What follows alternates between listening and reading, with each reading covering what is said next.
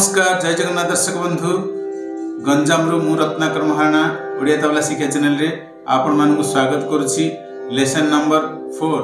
तो आज यही लेसन टी नूतन छात्र छात्री मानक पई गुरुत्वपूर्ण ए लेसन रे आज अछि तेरेकेटे ताको ताको। तो तेरेकेटे तक तक और तेरेकेटे ताको ताको भितरे डिफरेंट कोन आज आमे जानिबा।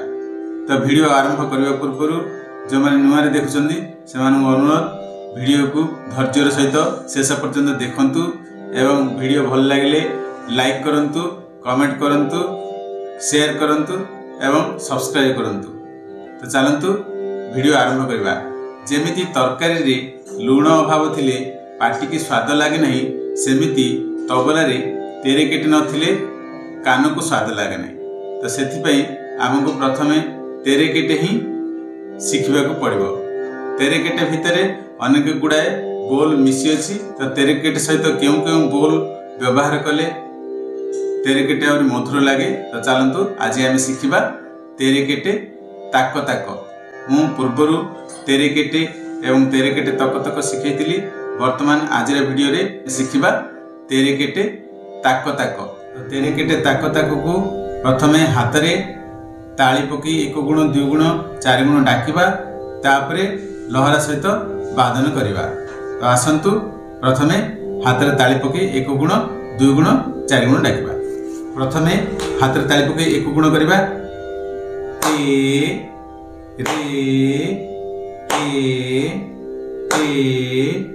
ता क। तापर 2 गुण करिबा रे केटे ताको ताको।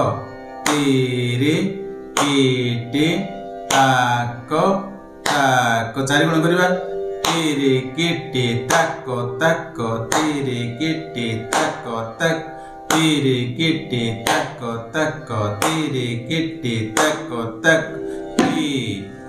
रे के ता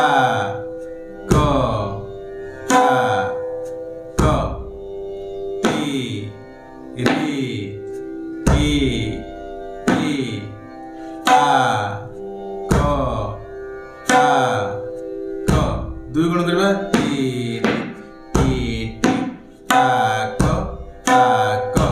तेरे केटे ताको ताको। 4 गुण करबा तेरे केटे ताको ताको। तेरे केटे ताको ताको। तेरे केटे ताको ताको। तेरे केटे ताको ताको।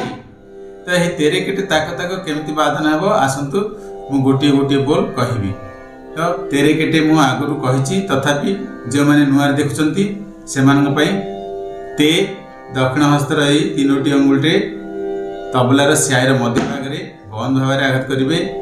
दक्षिण हस्तर यही तर्जनी अंगुल तबलार स्याईर मध्य भाग में बंद भाव आघात करेंगे।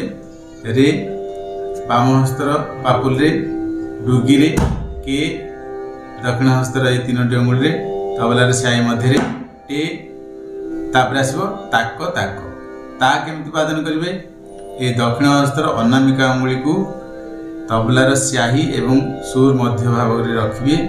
रखिकी दक्षिण हस्तर यही तर्जनी अंगुल तबलार कानी रे जोरे आघात करेंगे। ता वर्ण बाजिला। तापर आसो बाम हस्तर पापुल क। ता क ता क। तो केमती वादन हम ए रे ता क ता क। ये थिला तेरेकेटे ताको ताको। वर्तमान आम 1 गुण एवं 2 गुण 4 गुण रे लहरा सहित वादन करबा।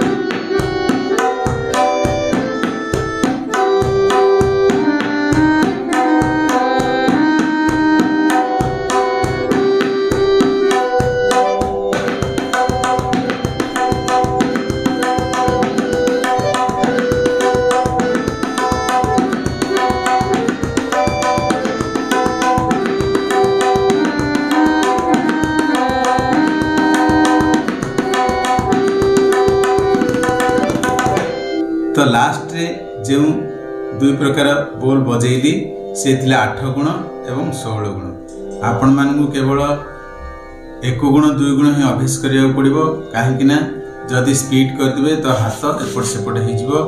तेणु करी आपण मानू 1 गुण 2 गुण रे बहुत समय अभ्यास करिया पड़ियो। जेतले हाथ फ्री हो जिवो तापर 4 गुण 8 गुण 16 गुण वादन करबा पे चेष्टा करिवे। ता पूर्व जमा नहीं ए बोल को गोटे घंटा नॉन स्टॉप रे बजांतु। 10 मिनट गैप रे टिके टिके रेस्ट नहीं घंटा लाखे डेली अभ्यास करंतु।